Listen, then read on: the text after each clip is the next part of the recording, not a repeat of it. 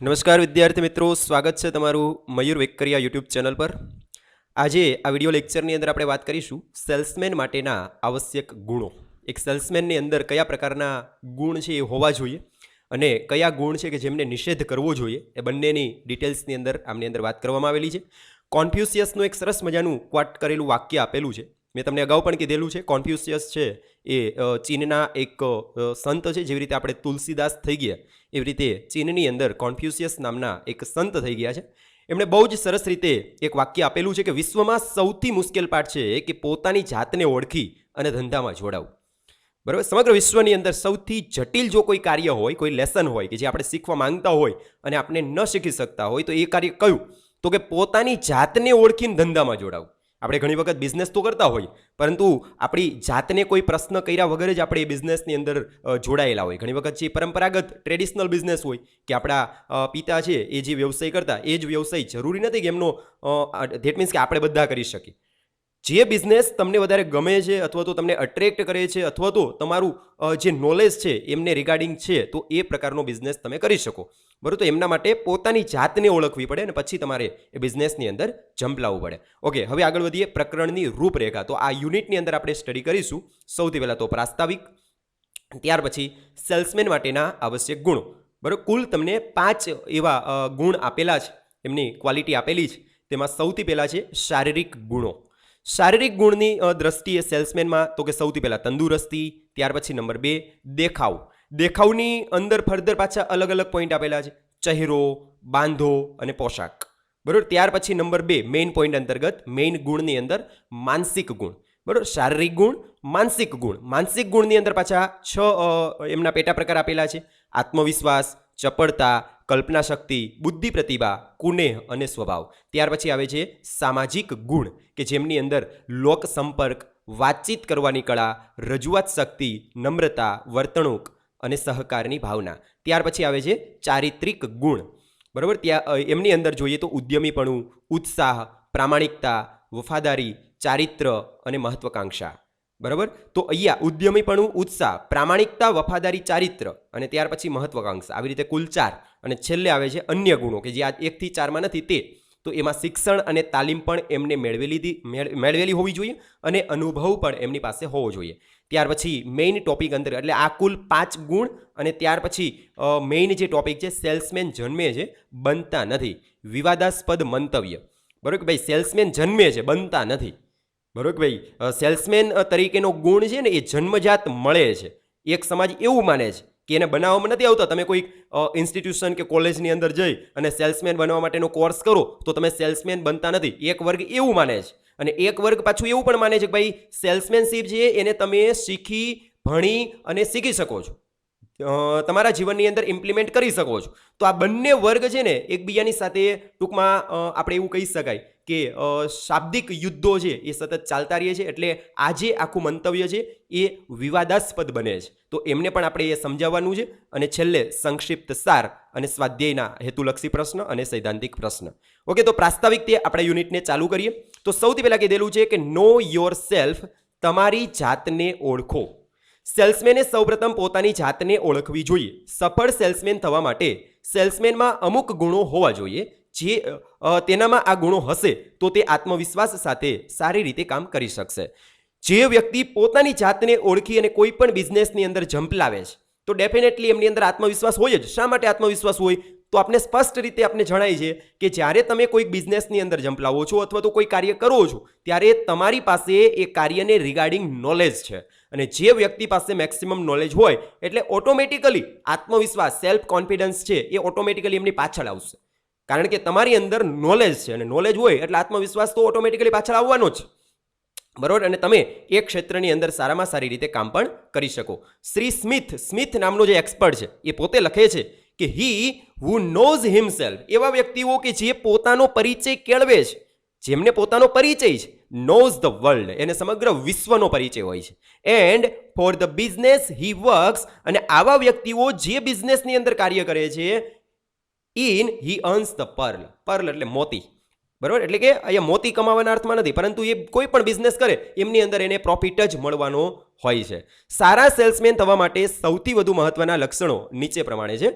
એમાં સૌથી પહેલાં જો સારા સેલ્સમેન થવા માટેના લક્ષણ આપેલા છે, બરાબર, એમના ગુણ નથી અહીંયા, ખાસ ધ્યાન રાખજો, બરાબર. એટલે સારા સેલ્સમેન થવા માટે સૌથી વધુ મહત્વના જે લક્ષણો છે એ નીચે તમને આપેલા છે. કુલ 4 લક્ષણો આપેલા છે. એમાં સૌથી પહેલું છે વેચાણ વ્યક્તિત્વ, ત્યાર પછી નંબર 2 માલ વિશે જાણકારી, નંબર 3 સંસ્થા વિશે જાણકારી અને નંબર 4 ગ્રાહકો અને ખરીદીના હેતુ વિશે જાણકારી. આ 4 લક્ષણો છે એ સારામાં સારો સેલ્સમેન બનવા માટે તમારી અંદર હોવા જરૂરી બને. વેચાણ વ્યક્તિત્વ કોને કહેવાય એ તમને અહીંયા આપેલું છે, ત્યાંથી જ આપણે શરૂઆત કરીશું. પણ એ પહેલાં આ 4 લક્ષણો પણ એમના ગુણની સાથે આપણે ધ્યાનમાં લેવા જોઈએ અને ત્યાર પછી સેલ્સમેનના ગુણોને તમે સમજવાનો પ્રયત્ન કરશો તો ડેફિનેટલી સરળતાથી તમને સમજાશે. સેલ્સમેનના બધા આવશ્યક ગુણોનો સરવાળો એટલે વેચાણ વ્યક્તિત્વ. જો ખાસ ધ્યાન રાખો, વેચાણ વ્યક્તિત્વ કોને કહી શકાય તો કે સેલ્સમેનની અંદર જેટલા ગુણોની રિક્વાયરમેન્ટ હોય, આપણે અગાઉ જોયા 5 ગુણ, એ 5 ગુણ એમની અંદર હોય એટલે આપણે એવું કહી શકાય કે ભાઈ આ સેલ્સમેનની અંદર વેચાણ વ્યક્તિત્વ સારું છે. કારણ કે કોઈ પણ વ્યક્તિ છે એમના વ્યક્તિત્વથી, આપણે જેને ઇંગ્લિશમાં કહીએ ને, ઇંગ્લિશ શબ્દ છે ને આપણે થોડો સમજવાની અંદર સરળ છે. હું તમને વ્યક્તિત્વ બોલું તો એટલું બધું ઇફેક્ટ નહીં કરે, ઇમ્પેક્ટ નહીં કરે, પણ જ્યારે આપણે પર્સનાલિટી બોલીએ તો આપણે ઇમ્પેક્ટ કરશે. એટલે કોઈ પણ વ્યક્તિ છે એમના પર્સનાલિટી છે ક્યાંથી ડિસાઇડ થતી હોય છે તો કે એમના વ્યક્તિત્વ છે ક્યાંથી ડિસાઇડ થતું હોય છે તો એમના નોલેજથી થતું હોય છે, બરાબર. તો એ જ સમજાવે છે એમના ગુણથી થતું હોય છે. તો સેલ્સમેનની અંદર જે આવશ્યક ગુણ છે એનો ટોટલ કરો, એનો સરવાળો કરો, એમનો સમ કરો એટલે વેચાણ વ્યક્તિત્વ બને. રેવ હેરી ફોસ્ડિકના કથન મુજબ, હવે હેરી ફોસ્ડિક નામનો જે એક્સપર્ટ છે એ પોતે જણાવે છે એમના કહ્યા મુજબ, 1-2 ગુણોથી માણસનું વ્યક્તિત્વ નહીં દર્શાવી શકાય. માણસનો ભવ્ય દેખાવ, સુદૃઢ શરીર, હસમુખો ચહેરો, મધુર કંઠ, વાતચીત કરવાની સરળ અને અસરકારક શૈલી, હલનચલનની છટા, મળતાવડાપણું, સંસ્કારિતા, બુદ્ધિયુક્ત વિચારશીલતા, સ્વચ્છ અને આકર્ષક પોશાક, આ સર્વમાંથી ઊભી થતી સામુદાયિક છાપને માણસનું વ્યક્તિત્વ કહી શકાય. હવે જો ખાસ ધ્યાન રાખો કે ભાઈ માણસની પર્સનાલિટી એ માત્ર તમે 1-2 ગુણ સારા હોય તો એના કારણે આપણે એવું ન કહી શકીએ કે આ માણસ છે એ વેચાણ વ્યક્તિત્વ ધરાવે છે અથવા તો એમની પર્સનાલિટી બહુ સારી છે, બરાબર. સાથે સાથે બધા જ ભવ્ય દેખાવ, સુદૃઢ શરીર, હસમુખો ચહેરો, મધુર કંઠ, વાતચીત કરતા પણ આવડવું જોઈએ, બરાબર. દરેક વ્યક્તિ એમને મળી શકવો જોઈએ, એ પણ દરેક વ્યક્તિની સાથે કમ્યુનિકેશન કરી શકવો જોઈએ. પછી બોડી લેંગ્વેજ આપણે જેને કહીએ, હલનચલનની છટા, આ બધું વ્યવસ્થિત એમની પાસે નોલેજ હોવું જોઈએ. મળતાવડાપણું, બીજા વ્યક્તિને સરળતાથી પોતે મળી શકવો જોઈએ. સંસ્કારિતા, બુદ્ધિયુક્ત વિચારશીલતા, સ્વચ્છ અને આકર્ષક પોશાક, આ બધું જ છે એ સામુદાયિક છાપ છે એ માણસના વ્યક્તિત્વને રજૂ કરે છે. વ્યક્તિત્વ ગૌરવશાળી અને જાજવલ્યમાન હોવું જરૂરી બને છે. વ્યવસાયમાં સફળતા મેળવવા માટે વિધેયાત્મક ગુણોનો સ્વીકાર કરવો જોઈએ અને નિષેધાત્મક ગુણો ત્યાગવા જોઈએ. અહીંયા તમને કોષ્ટકની અંદર બંને ગુણો આપેલા છે કે એમાં સૌથી પહેલા છે વિધેયાત્મક ગુણ કે જેમને તમારે કેળવવાના છે અને નિષેધાત્મક ગુણ છે કે જેને આપણે અવગુણ કહી શકીએ. તો એવા જે અવગુણો છે એમને તમારે ત્યાગવાના છે, એમને તમારે તિરસ્કૃત કરવાના છે. તો સૌથી પહેલાં આપણે વિધેયાત્મક ગુણ કે જે એક સેલ્સમેનની અંદર હોવા જરૂરી બને, એમાં નમ્રતા, માયાળુ, નિડરતા, આત્મવિશ્વાસ, પ્રામાણિકતા, વફાદારી, આનંદીપણું, નિસ્વાર્થતા અને તંદુરસ્તી. અને જે ગુણ કે જે ગુણ તો ન કહી શકાય પરંતુ અવગુણો, એવા અવગુણો કે જેને આપણે ત્યાગવા જોઈએ, એમાં અહંકાર, સખ્તાઈ, ડરપોકતા, નિર્બળતા, અપ્રામાણિકતા, બિનવફાદારીપણું, સોગિયાપણું, સ્વાર્થતા અને તંદુરસ્તી, બરાબર. આ બધા એમના અવગુણો છે. એટલે આપણે આ બંનેને સાથે રાખી, દેટ મીન્સ કે ગુણ છે એમને આપણે કેળવી અને અવગુણથી આપણે દૂર રહી અને એક સારા સેલ્સમેન બની શકાય. વિધેયાત્મક ગુણોના વિકાસથી અને નિષેધાત્મક ગુણોના ત્યાગથી જીવનના કોઈ પણ પથ પર સફળતા પ્રાપ્ત થવાની જ છે. જ્યારે મુશ્કેલી આવે ત્યારે તેનો નિડરતાથી સામનો કરવાથી વ્યક્તિત્વ વિકસે, પણ બીકળ બની અને પીછેહટ કરવાથી શું વળે. વિધેયાત્મક ગુણો વિકસાવવાનું કાર્ય જરા કઠિન લાગે છે પરંતુ પાછળથી તે ઘણા સારા ફળ પણ આપે છે. હવે આપણે પ્રશ્ન થાય, વાંચવાની અંદર સરળ લાગે કે ભાઈ આ જે વિધેયાત્મક ગુણ છે એને કેળવવા જોઈએ, નિષેધાત્મક ગુણ છે એમને ત્યાગવા જોઈએ, પરંતુ જ્યારે તમે રિયલ લાઈફની અંદર એમને ઇમ્પ્લિમેન્ટ કરવાનો પ્રયત્ન કરશો તો ડેફિનેટલી આપને જટિલ લાગશે.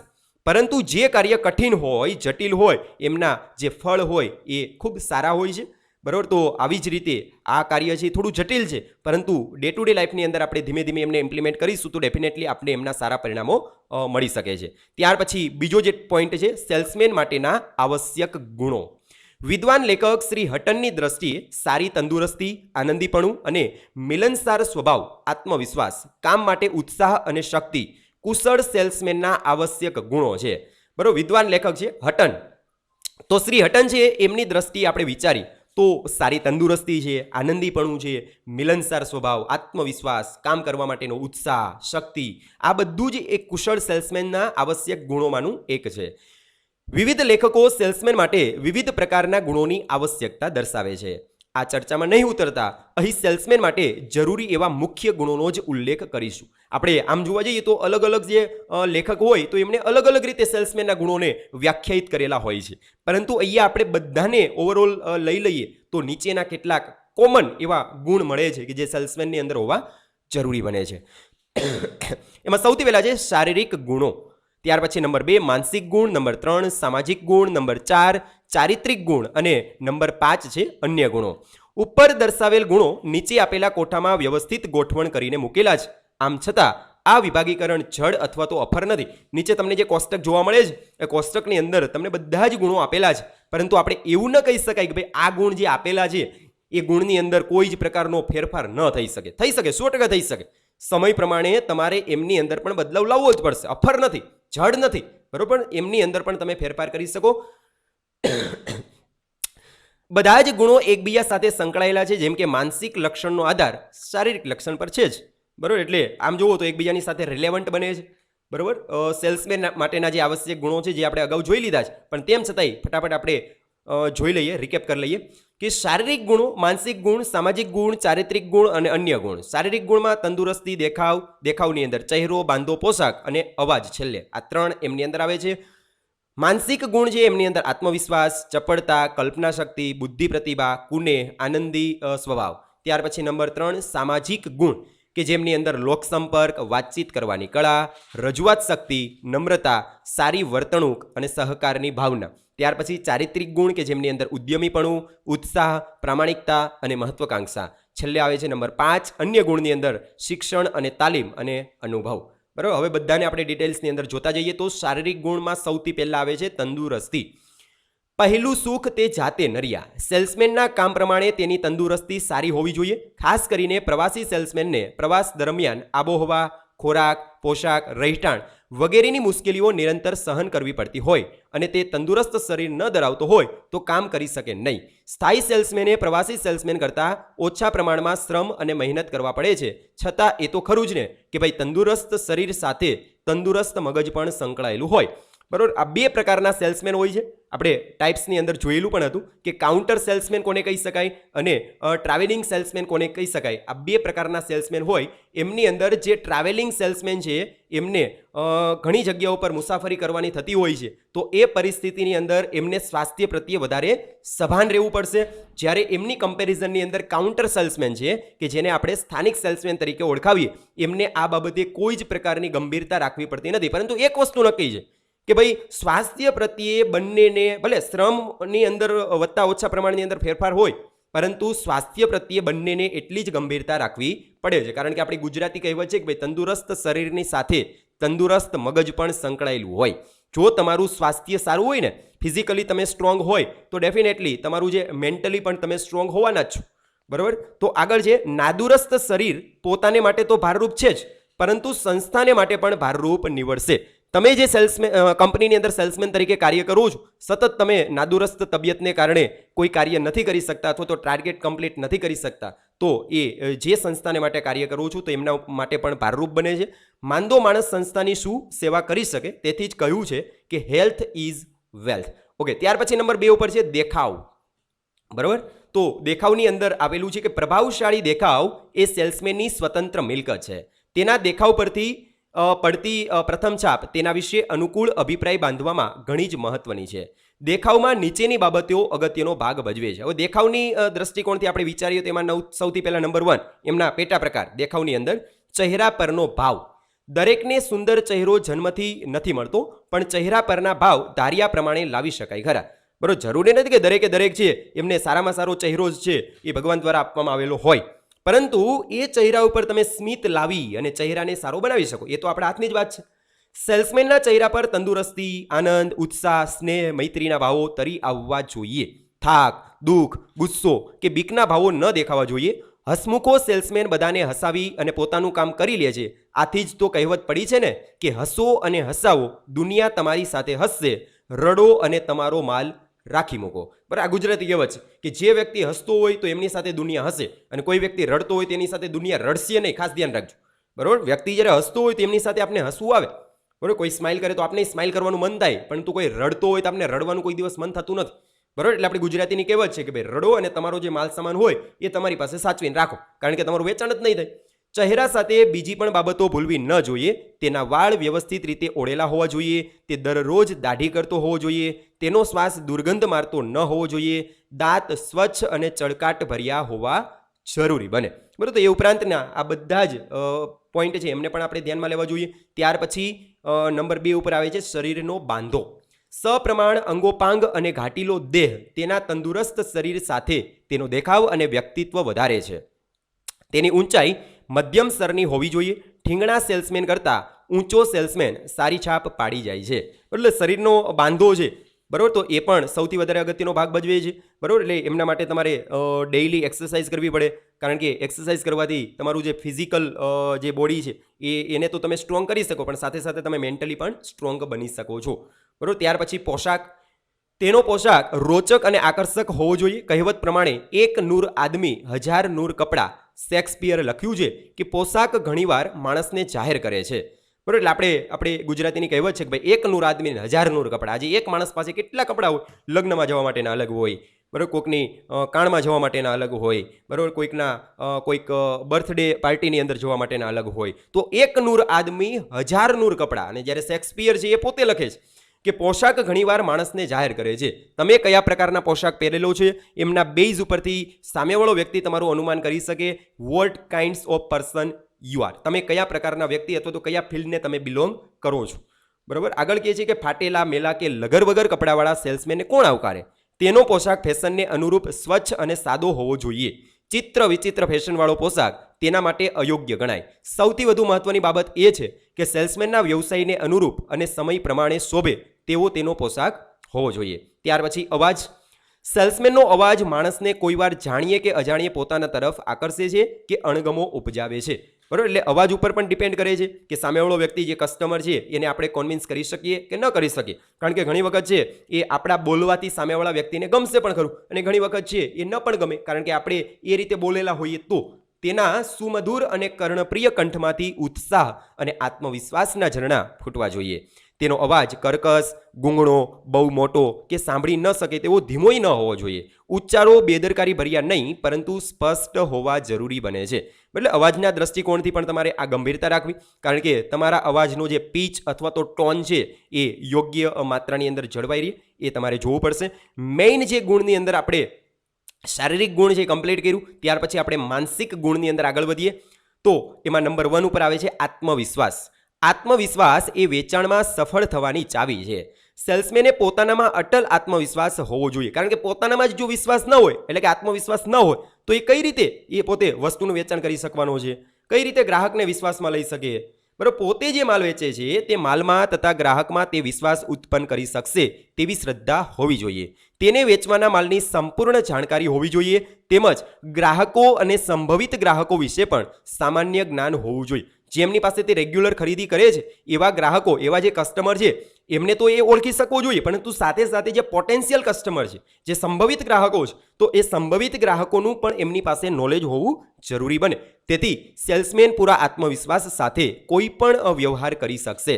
સેલ્સમેને આત્મવિશ્વાસનો અભાવ સૂચવે તેવી વર્તણૂક ન કરવી જોઈએ, કારણ કે આત્મવિશ્વાસનો અભાવ સારા ગ્રાહકો પર માઠી અસર કરે છે. ઘણી વખત એવું પણ બની શકે કે તમે જ્યારે આત્મવિશ્વાસ તમે ગુમાવો ત્યારે ઘણી વખત તમે બીજી એક્ટિવિટીઝની અંદર વ્યસ્ત થઈ જાઓ, મોબાઈલની અંદર વ્યસ્ત થઈ જાઓ, બરાબર, પછી તમે નખ છે એમને ઘસવાનું ચાલુ કરી દો, પછી માથું ખંજવાળવાનું ચાલુ કરી દો, એટલે સામેવાળો વ્યક્તિ સમજી જાય કે આ વ્યક્તિ અત્યારે કન્ફ્યુઝ છે, આત્મવિશ્વાસનો અભાવ છે. તો આવી જે કુટેવો છે એમનાથી તમે દૂર રહો. ત્યાર પછી નંબર 2 ચપળતા. સેલ્સમેન ચપળ હોવો જોઈએ. જો આ બધા માનસિક ગુણ છે, ચપળતા. સેલ્સમેન ચપળ હોવો જોઈએ. તેનામાં રહેલી ચપળતા ગ્રાહકોમાં વિશ્વાસ જન્માવે છે. તે ગ્રાહકને વધુ ઝડપી સેવા આપવા માટે અનેક યુક્તિ પ્રયુક્તિ શોધી કાઢે છે.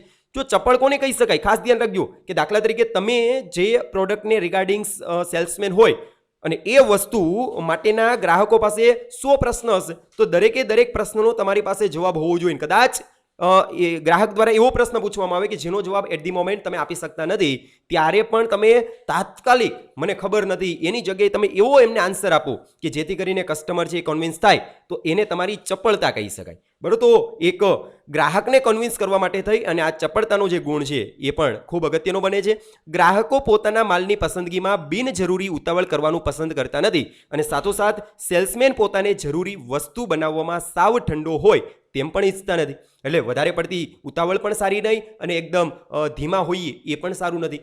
પૈસા જેટલી જ સમયની કિંમત આંકવામાં આવે છે. તેથી આ યુગમાં જો સેલ્સમેન જરૂરી ચીજવસ્તુ બતાવવામાં કે વેચાણની પ્રક્રિયામાં ઢીલાસ દર્શાવે તો ગ્રાહકો તે સહન કરી શકતા નથી અને તેથી જ બેપરવા કે બેદરકાર સેલ્સમેન કરતાં ચપળ સેલ્સમેન વધુ વેચાણ કરી શકશે.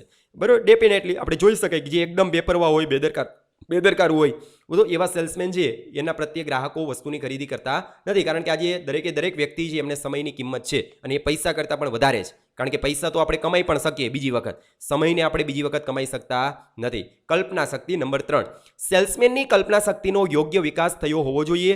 વિકસિત કલ્પના શક્તિ દ્વારા સેલ્સમેન ગ્રાહકોની દ્રષ્ટિએ વિચારી શકશે. એટલે ગ્રાહક જે પ્રકારના ગ્રાહક હોય એવું જરૂરી નથી કે બધા ગ્રાહક એક સરખા જ હોય. ઘણી વખત નાના બાળકો તમારા કસ્ટમર હોય, બરોબર, વૃદ્ધ વ્યક્તિ તમારા કસ્ટમર હોય, યુવાનો કોલેજિયન પણ તમારા કસ્ટમર બને છે. તો એ જેના પણ તમે સેલ્સમેન હોય પ્રોડક્ટના, એમને રિગાર્ડિંગ તમારી કલ્પના શક્તિ અથવા તો કસ્ટમરને ધ્યાનમાં રાખીને તમારી જે કલ્પના શક્તિ, વિચાર શક્તિ છે એ મેન્ટેન થવી જોઈએ.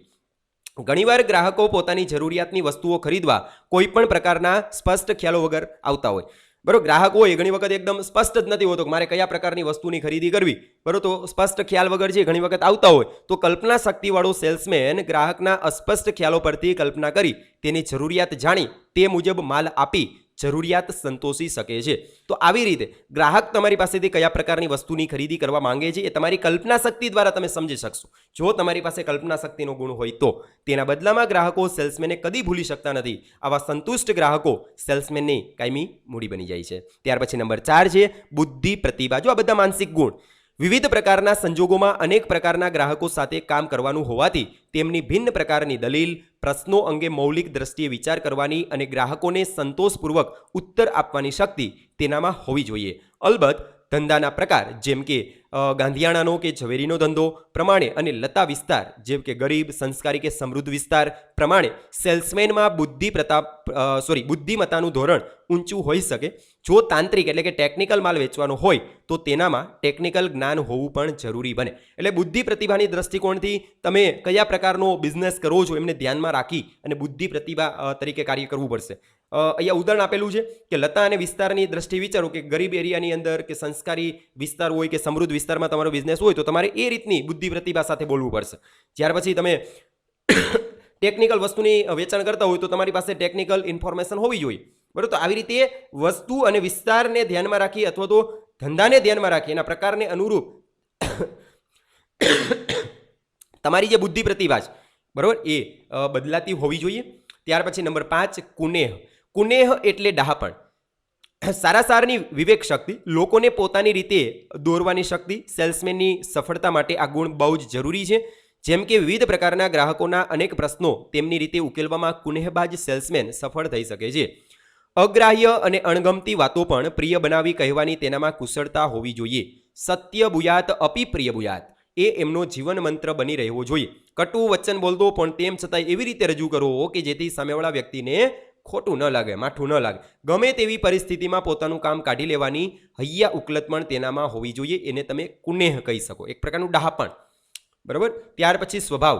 સેલ્સમેનનો સ્વભાવ આનંદી અને મળતાવડો હોવો જોઈએ. તેણે ગ્રાહકોને હંમેશા સસ્મિત, સ્નેહ અને ઉમળકાથી આવકારવા જોઈએ. ગ્રાહકોને પ્રતિકૂળ એવી કોઈ પણ ખાસિયત તેણે દૂર કરવી જોઈએ. ગ્રાહકને ન ગમતી હોય અને એવી વસ્તુ તમે સતત છે એ તમારી ટેવ પ્રમાણે કરતા હોય તો એનાથી દૂર રહ્યો. તમને વ્યસન હોય બરાબર છે તો એ વ્યસન છે એ તમે જ્યારે ગ્રાહકને અટેન્ડ કરો છો ત્યારે એનાથી દૂર રહ્યો, કારણ કે એ ગ્રાહકને નથી ગમતું. રડતી સુરતવાળાનું વેપારમાં ક્યાંય સ્થાન જ નથી. બરાબર છે. તો એને પણ તમે ધ્યાનમાં રાખો. સ્વભાવગત ગ્રાહકોની મુશ્કેલીઓનું નિવારણ કરી તેઓ પૂરા સંતોષની સાથે વિદાય લે અને પોતાના પ્રતિ સદભાવના સાથે લેતા જાય તેવું સેલ્સમેનનું સદવર્તન હોવું જરૂરી બને છે. ખાસ કરીને વિચિત્ર ગ્રાહકોને સંતોષવામાં સેલ્સમેનની સફળતાની પારાશીશી છે. તેણે આનંદપૂર્ણ અને નિખાલસતાભર્યું વાતાવરણ ઉત્પન્ન કરી ગ્રાહકો સાથે આત્મીયતા કેળવવી જરૂરી બને. તો સ્વભાવના દ્રષ્ટિકોણથી મળતાવડો જે સ્વભાવ છે તો એવો જે સેલ્સમેન છે એ લાંબા સમય સુધી ગ્રાહકોના હૃદયમાં રાજ કરી શકે છે અને ગ્રાહકો એમને લાંબા સમય સુધી યાદ રાખે છે.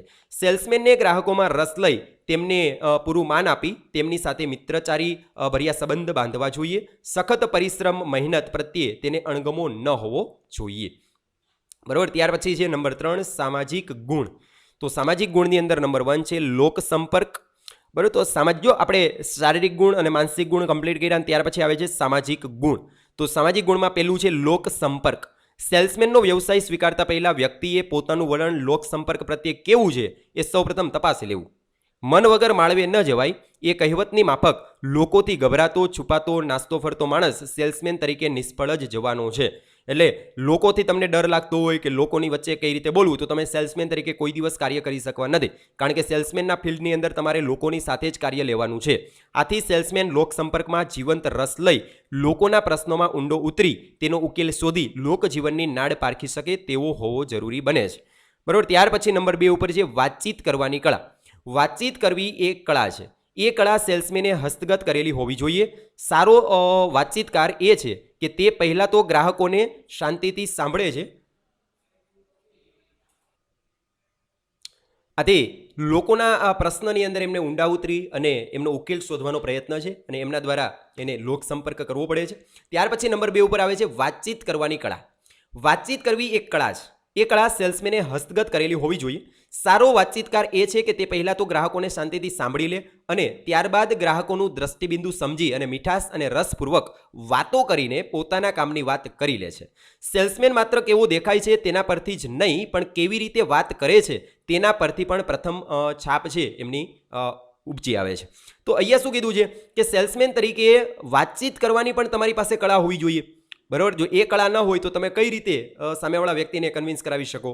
બરાબર. ત્યાર પછી નંબર 3 ઉપર રજૂઆત શક્તિ. સેલ્સમેનમાં ઉત્તમ રજૂઆત શક્તિ. જો બધા સામાજિક ગુણો છે. સેલ્સમેનમાં ઉત્તમ રજૂઆત શક્તિ હોવી જોઈએ જેથી પોતાના જે માલ વેચવાનો છે તેની શ્રેષ્ઠ રજૂઆત કરી શકે. આ માટે ભાષા કે જે સેલ્સમેનનું સૌથી વધુ અગત્યનું હથિયાર છે તેના પર તેનું પ્રભુત્વ હોવું જોઈએ. ખોટો ભાષા આડંબર પણ ન હોવો જોઈએ. શબ્દોના ઉચ્ચાર ઉપયોગ અને રજૂઆત પરથી તેના વ્યક્તિત્વનું માપ નીકળે છે. બરાબર. એટલે રજૂઆત શક્તિ તમારું પ્રેઝન્ટેશન બહુ સારું હોવું જોઈએ. તમારે કોઈ વસ્તુને પ્રેઝન્ટ કરવાની છે તો સારામાં સારી રીતે સામે જે કસ્ટમર હોય એ સરળતાથી સમજી શકે એ રીતે તમે રજૂઆત કરેલી હોવી જોઈએ. ખોટું ભાષાનું આડંબર કરો તો ઉલટાનો પેલો જે કસ્ટમર છે એ કન્ફ્યુઝ થશે. ત્યાર પછી નંબર 4 નમ્રતા. સેલ્સમેન હંમેશા નમ્ર અને વિવેકી હોવો જોઈએ. ગ્રાહકોના સભ્ય અને વિવેકી વર્તન સામે તો સેલ્સમેનનું વર્તન એ પ્રમાણેનું હોય જ પરંતુ ગમે તેવી ઉદ્ધત અહંકારી અને અસભ્ય વ્યક્તિ સામે પણ સેલ્સમેને નમ્રતા સભ્યતા અને વિવેકપૂર્ણ રીતે વર્તવું જોઈએ.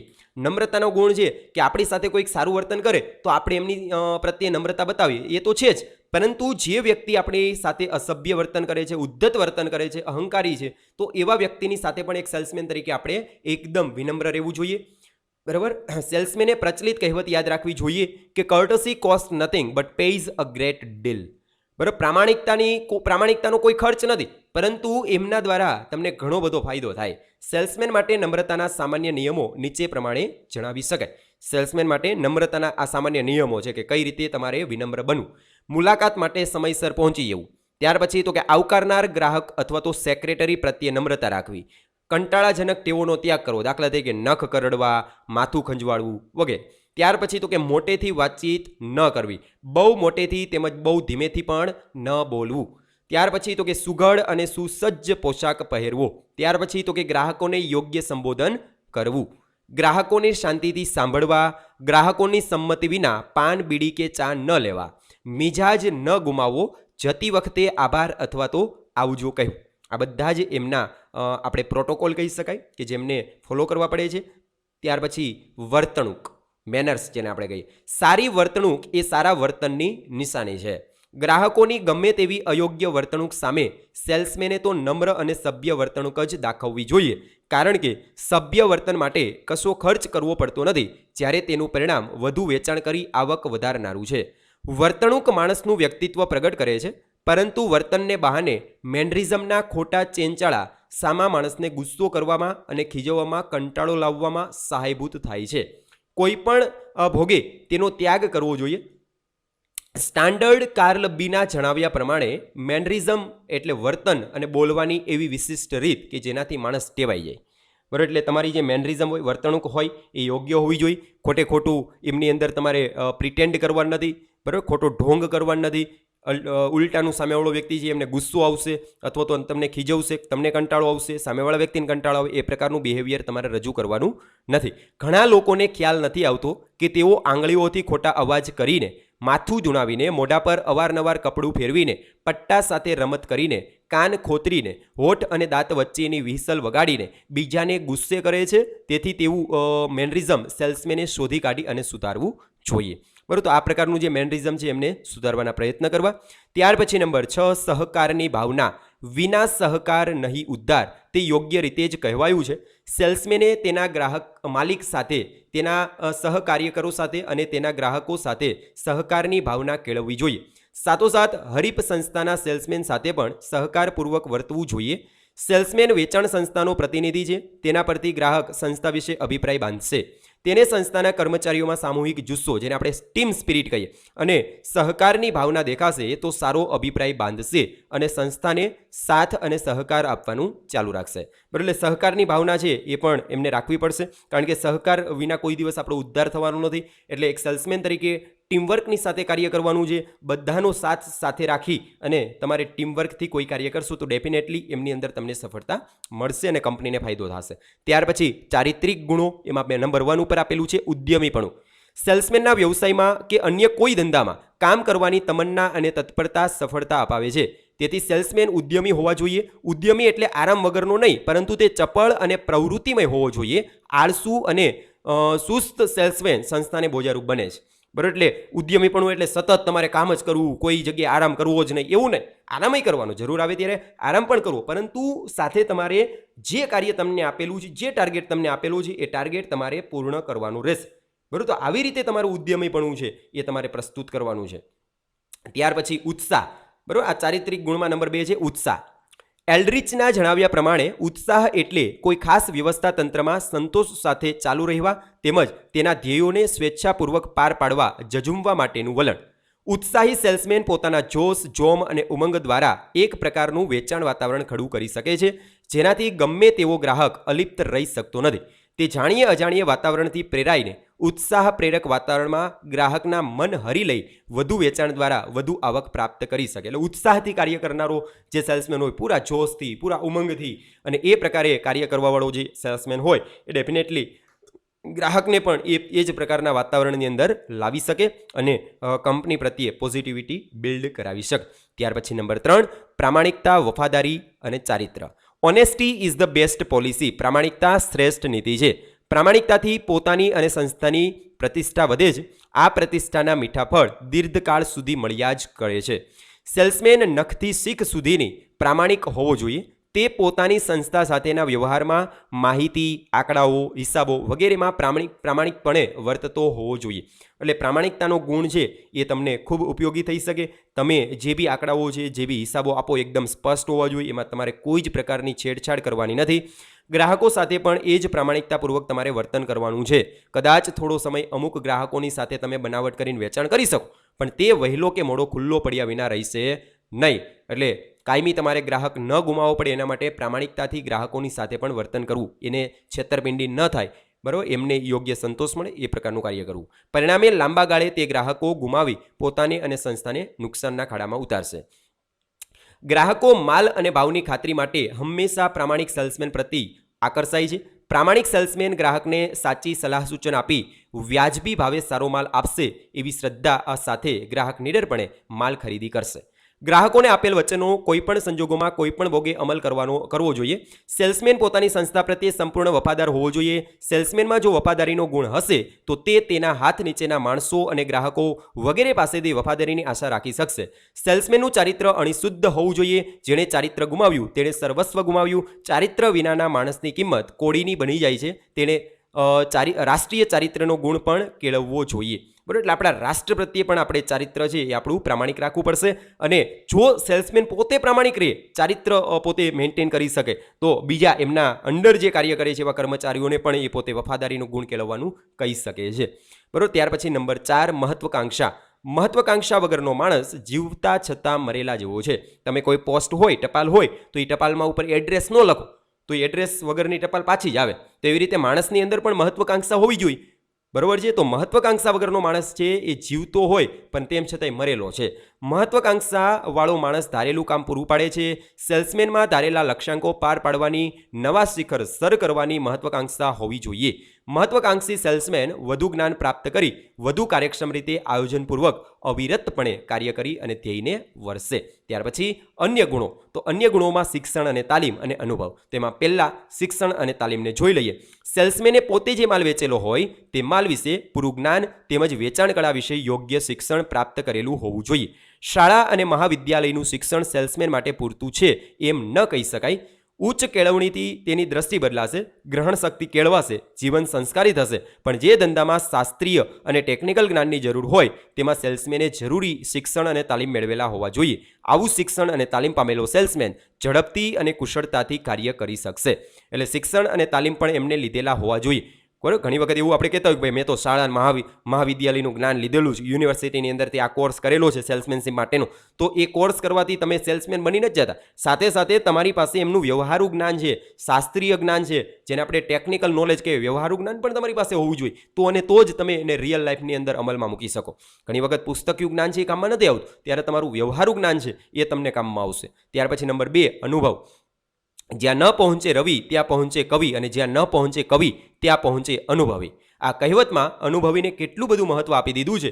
ખરેખર સેલ્સમેન પોતાના અનુભવ અવલોકનથી ઘણું ઉપયોગી જ્ઞાન મેળવી શકે છે. કારણ કે અમુક જ્ઞાન એવું છે કે જે શિક્ષણ કરતાં અનુભવથી વધુ સારી રીતે મેળવી શકાય છે. માત્ર શિક્ષણનું પોપટિયું જ્ઞાન ઉપયોગી ન નીવડે, પણ શાસ્ત્રીય જ્ઞાન સાથે અનુભવ જ્ઞાન મળે તો સેલ્સમેન વ્યવહારુ જગતમાં ધારી સફળતા પ્રાપ્ત કરી શકે છે. એટલે અનુભવનું પણ બહુ જ વધારે મહત્વ રહેલું છે. અનુભવી હોય એ કોઈ જ જગ્યાએ પાછું પડતો નથી. એટલે ઘણી જગ્યાએ તમે શિક્ષણ મેળવેલું હોય તો અમેરિકા છે એમને તમે વિકિપીડિયાની અંદર વાંચેલું હોય કે અમેરિકા આ છે, અમેરિકા તે છે, અમેરિકામાં આટલા રાજ્ય છે, આ છે, તે છે, બરાબર. પરંતુ અમેરિકા તમે કોઈ દિવસ ગયા જ ના હોય તો, અમેરિકા જવાનો એક્સપિરિયન્સ જ ના હોય તો ત્યાં જાવ તોય તમને નોલેજ હોય તો કંઈ કામમાં નહીં આવે. એટલે 1 કે 2 વખત તમે ગયા છો તો એ અનુભવ અને પેલું વાંચેલું બંને ભેગા થાય ને તો તમને સફળતા મળે છે. બરાબર. ત્યાર પછીનો પ્રશ્ન છે, સેલ્સમેન જન્મે છે, બનતા નથી. બરાબર. તો સેલ્સમેન આર બોર્ન નોટ મેડ. વિવાદાસ્પદ મંતવ્ય છે. વેચાણ કળા એ શીખવાથી ન આવડે એ તો કુદરતી બક્ષિસ છે. કવિની માફક કુશળ સેલ્સમેન એ જન્મગત સંસ્કારોનું પરિણામ છે. તેનામાં જન્મગત સંસ્કારો હશે તો શિક્ષણ અને તાલીમની જરૂર નહીં રહે. એ ગુણો નહીં હોય તો તે તાલીમ મેળવીને નહીં આપે. બરાબર. તો અહીંયા શું કીધું છે કે વેચાણ કળા છે એ શીખવાથી ન આવડે, એ કુદરતી બક્ષિસ છે. એક વર્ગ એવું માને છે કે જેવી રીતે કવિ બનવું હોય તો એના માટે તમારે જન્મગત સંસ્કાર મેળવવા પડે તો તમે બની શકો. તો એવી રીતે વેચાણ કળા છે એને પણ તમે તાલીમ દ્વારા નહીં પરંતુ જન્મગત મેળવો છો, અને જન્મગત તમને એ સંસ્કાર મળેલો હોય તો તાલીમની અને શિક્ષણની પણ જરૂર રહેતી નથી. આવી અનેક માન્યતા પ્રવર્તે છે. અલબત્ત આ માન્યતા વજૂદ વગરની છે તેમ તો ન જ કહી શકાય, કારણ કે સેલ્સમેનની સફળતા માટે તેનામાં કેટલાક આવશ્યક ગુણો ન હોય તો બહારથી ઉમેરી શકાશે નહીં. એટલે સેલ્સમેન બનવા માટે કેટલાક જન્મગત ગુણ છે એ પણ જરૂરી બને છે. એટલે આપણે એવું 100% એવું તો ન જ કહી શકાય કે જે ઉપરની માન્યતા છે એકદમ પાયા વગરની, વજૂદ વગરની છે. સેલ્સમેનના વિશિષ્ટ પદ માટે પ્રભાવશાળી વ્યક્તિત્વ, તંદુરસ્તી, કુશાગ્ર બુદ્ધિ, ઉચ્ચ કોટીનું નૈતિક ચારિત્ર, યાદશક્તિ, કુનેહ, સૂઝ અને હાજર જવાબીપણું, ત્વરિત નિર્ણય શક્તિ, નિષ્ઠા અને કાર્યશીલતા, સહૃદયી અને માનવતાવાદી વલણ, આત્મશ્રદ્ધા જેવા ગુણો કુદરતી રીતે પ્રાપ્ત થતા હોય છે. એટલે આ બધા જ ગુણો તમારી અંદર કુદરતી રીતે જન્મગત હોવા જરૂરી બને. જો તેનો અભાવ હોય તો તે ગુણો મેળવવા અને વિકસાવવા કઠિન છે. આથી જ એ માન્યતાને પુષ્ટિ મળી છે કે સેલ્સમેન જન્મે છે. પછી ઉપરના ગુણ છે એને તમે કોઈ દિવસ શિક્ષણ મેળવીને કેળવી ન શકો. બરાબર. પરંતુ બધા જ ગુણો માટે આમ ન કહી શકાય. જ્ઞાન, અનુભવ તેમજ તાલીમ દ્વારા અમુક આવશ્યક ગુણો જેવા કે વાતચીત કરવાની આવડત, ભાષા પરનું પ્રભુત્વ, વ્યવસાય અંગેનું વિશિષ્ટ અને ટેકનિકલ જ્ઞાન, વ્યવસ્થા તંત્ર અંગેનું જ્ઞાન, વહીવટ અનુભવ વગેરે મેળવી શકાય. બરાબર. તો આ એવું જ્ઞાન કહી શકાય કે જેને તમે તાલીમ મેળવીને, શિક્ષણ મેળવીને કેળવી શકો છો. આ ઉપરાંત અમુક ગુણો તો શિક્ષણ તાલીમથી જ કેળવી શકાય છે. જેમ કે માલ અંગે તાંત્રિક જ્ઞાન શિક્ષણ, તાલીમ અને અનુભવથી જ આવી શકે. કોઈ પણ વસ્તુ હોય તો એમનું જે ટેકનિકલ નોલેજ છે એ તમારે એમના શિક્ષણ, એમની તાલીમ કે અનુભવથી જ તમે પ્રાપ્ત કરી શકો. એ જન્મગત તમને મળતું નથી. સેલ્સમેનના વેચાણ ગુણોના સ્વવિકાસ માટે લીપ કપ કોર્પોરેશન ન્યૂયોર્કની અંદર આવેલું છે. એના શબ્દો નોંધનીય છે કે તમે આ ગુણો સાથે જન્મતા નથી તેમ તરત જ બનતા પણ નથી. તમે તમારી ધીરજ, ખંત અને પ્રયત્નના આગ્રહનું પરિણામ છો. તમે તમારી અંદર કેટલી ધીરજ રાખી શકો છો, કેટલા ખંતથી કાર્ય કરો છો, કેટલા પ્રયત્ન કરો છો, એ દ્વારા તમારું પરિણામ છે કે તમે એ પ્રકારના સેલ્સમેન બનો છો. સફળ કે નિષ્ફળ, તમારા આ બધા જ ગુણો છે તે મેળવો. યાદ રાખો, સેલ્સમેન બને છે પોતાની જાતે બને છે, જન્મતા નથી. માટે એમ કહેવું કે સેલ્સમેન આવશ્યક ગુણો જન્મથી જ પ્રાપ્ત થાય છે તે બરાબર નથી, તે કેળવી શકાય છે. વળી હાલમાં એટલે એવું પણ આપણે કહી શકીએ કે સેલ્સમેન જન્મે છે, બનતા નથી, એ વિધાન પણ ખોટું પડે. બરાબર. એટલે વળી હાલમાં વૈજ્ઞાનિક યુગમાં થયેલ સંશોધન શોધખોળને પરિણામે માનસશાસ્ત્રનો પણ ઘણો વિકાસ થયો છે. મનોવૈજ્ઞાનિક વિશ્લેષણ દ્વારા માનવીની નબળાઈઓ શોધી વિવિધ ઉપાયો દ્વારા આ નબળાઈઓ દૂર પણ કરી શકાય છે. તેથી સેલ્સમેનમાં જો કોઈ નબળાઈ હોય તો તે દૂર કરી જરૂરી શક્તિ મેળવી શકાય છે. દાખલા તરીકે યાદશક્તિ કેળવી શકાય છે. બરાબર. ઘણી વખત આપણે યાદશક્તિના પ્રશ્ન હોય તો યાદશક્તિ કેળવવા માટેના જે બી સેમિનાર થતા હોય તો એમાં કઈ રીતે આપણે યાદશક્તિને મજબૂત કરી શકાય, બરાબર, તો એ કેળવી શકાય, તો એ માટે તમે કાર્ય કરી શકો. અલબત્ત આ પ્રમાણે ગુણો કેળવવામાં સમય શક્તિનો ઘણો વ્યય થાય છે અને કંઈક અંશે એ વ્યક્તિગત ઈચ્છા પર પણ અવલંબે છે. એટલે કે વ્યક્તિની અંદર જો ઈચ્છા જ ન હોય, બરાબર છે, મન હોય તો માળવે જવાય. આવો ઈચ્છા જ ન થતી હોય, મન જ ના હોય તો એ કાર્ય કઈ રીતે કરવું, બરાબર છે. ગુણ હોય તો તમે ઇમ્પ્લિમેન્ટ ના કરી શકો. તે માટેના જો પ્રામાણિકપણે પ્રયત્ન ન કરવામાં આવે તો તમે ગમે તેવા ઉપાયો યોજવામાં આવે તો પણ તે સફળ ન નીવડે. આથી સેલ્સમેન માત્ર જન્મે છે અથવા તો સેલ્સમેન માત્ર બનાવી જ શકાય છે એવો નિશ્ચય દ્રષ્ટિથી કરાયેલી માન્યતા યોગ્ય લાગતી નથી. એટલે બંને વિધાનો ખોટા પડે છે. એટલે એના બદલે આપણે એવું કહેવું જોઈએ કે સેલ્સમેન માત્ર જન્મતા નથી, તે માત્ર બનતા નથી, પણ જન્મગત સંસ્કારો અને તાલીમ બંનેનું સંયુક્ત પરિણામ છે. એટલે આપણે કહી શકાય ઇંગ્લિશમાં કે salesmen are neither born nor made but they are both born and made. આશા રાખું છું કે તમને આ વિડીયો લેક્ચરની અંદર બધા જ ટોપિક સમજાઈ ગયા હશે. બરાબર. એમનું રિવિઝન છે એ તમે તમારી જાતે 1 કે 2 વખત કરી લેશો એટલે સરળતાથી તમને બધા જ ટોપિક છે. અને ખાસ અગત્યનું એ છે કે અહીંયા તમને જે આ કોષ્ટક આપેલું છે, ટેબલ આપેલું છે ને, એમને ખાસ યાદ રાખવાનું છે આપણે કે શારીરિક ગુણની અંદર તો કે તંદુરસ્તી, દેખાવ અને અવાજ, બરાબર. તો દેખાવની અંદર તો કે ચહેરો, બાંધો ને પોશાક. માનસિક ગુણમાં તો કે આત્મવિશ્વાસ, ચપળતા, કલ્પના શક્તિ, બુદ્ધિ, પ્રતિભા, કુનેહ, આનંદી સ્વભાવ. સામાજિક ગુણની અંદર તો કે લોક સંપર્ક, વાતચીત કરવાની કળા, રજૂઆત શક્તિ, નમ્રતા, સારી વર્તણૂક અને સહકારની ભાવના. ચારિત્રિક ગુણની અંદર ઉદ્યમીપણું, ઉત્સાહ, પ્રામાણિકતા અને મહત્વાકાંક્ષા. અને અન્ય ગુણમાં શિક્ષણ, તાલીમ અને અનુભવ. બરાબર. તો ફરીથી મળીશું નવા ટોપિકની સાથે. ત્યાં સુધી આવજો.